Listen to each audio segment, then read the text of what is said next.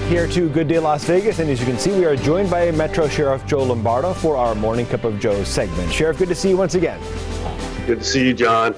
So we have talked before about budget cuts Metro Police had to make when the pandemic started, a lot of budget cuts that had to take place. When our economy recovers and the funding, the tax revenue comes back to Nevada, to Clark County, what cuts in Metro will stay and what of those cuts will you try and bring back? Yeah, there was some pretty significant slicing and dicing associated with programs and personnel.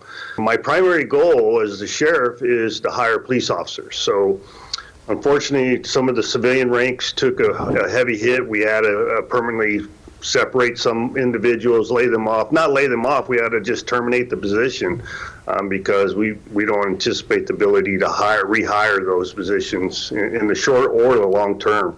All of my part-time positions that were in a couple hundred positions we had to let go. So what we're going to do now is some of those civilian positions that were vacated, we're going to convert them into police officers positions and rehire. What is Metro's guidelines for officers getting the vaccine, and what percentage of the department is vaccinated now? Well, let's address the guidelines question. The guidelines is it's available, go get it. I mean, that's my direction to them, but it's also under the constraints of a collective bargaining agreement. Around 33% of my employee base have received both doses.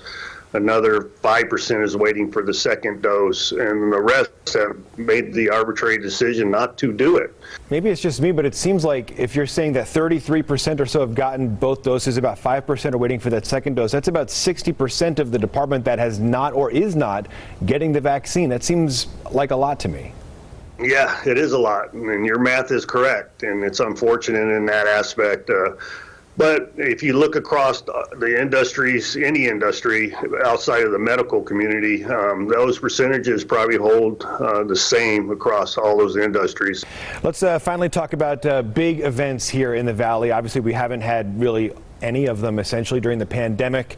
But when those come back, I imagine that'll be certainly good news for officers. How much money have officers lost working, whether it's Golden Knights games, working at the Thomas and Mack Center, working on the Strip, elsewhere around the Valley?